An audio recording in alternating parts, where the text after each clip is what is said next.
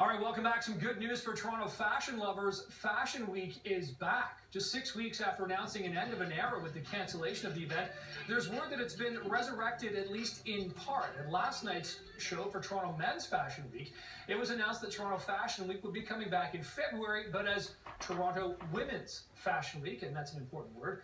For more on this announcement, I'm joined live by fashion broker Roger Gingerich. Roger, thanks for your time and thank you for being here.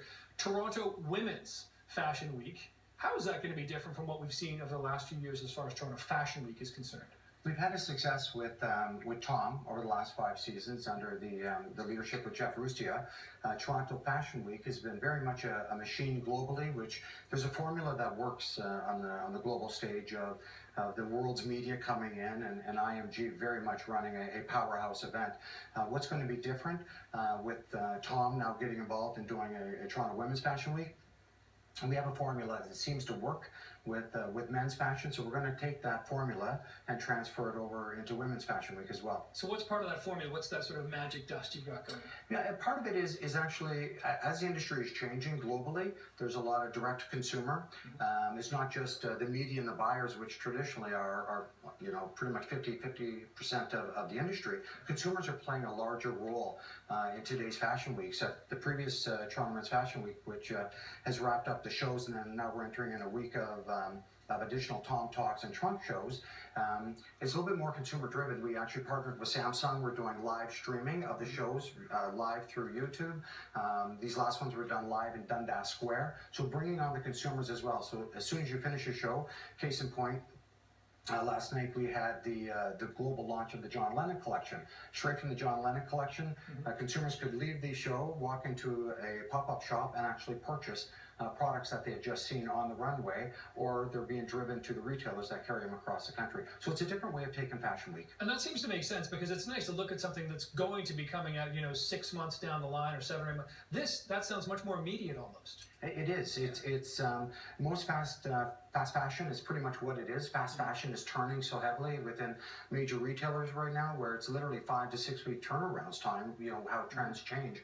Where traditional fashion has been very much spring, summer, fall, winter, and you don't have that lead time to change. So the beauty of doing fashion weeks that are immediate, you can be tuned into the trends, because trends that were predicted, a year or 2 years ago may go through an evolution by the time it actually hits the consumers and you're actually in that season. So that's how fashion weeks are changing globally, and we've been adapting with Tom as well. So much of fashion is also connected to celebrity culture. You see the big names, sitting in the front row. Many of them even have branded their own lines of fashion. What sort of celebrity exposure or celebrity lines could we expect with Toronto Women's Fashion Week? It's a great question. Toronto being more and more seen as a cosmopolitan city on the global stage, with Drake and a number of singers that we have the weekend. Movie stars, thanks to TIFF, that comes to the city as well. You take Tom, we're actually partnering and doing some events during the film festival, this season as well. So that comes into play as well. We've had anybody from Milos Raonic to Godfrey Gao, so many celebrities over the last number of seasons that come because it is Canadian designers on a global stage. Christopher Bates, Hussein Dalla, designers that have done phenomenal on the world stage and actually have that celebrity following. Right, pretty good.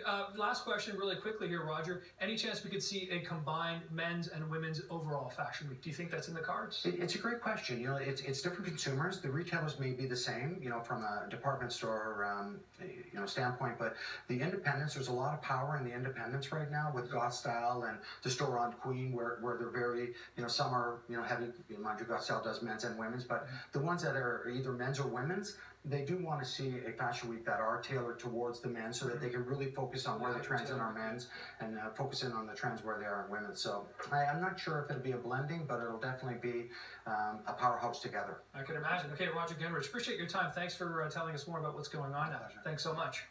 Well,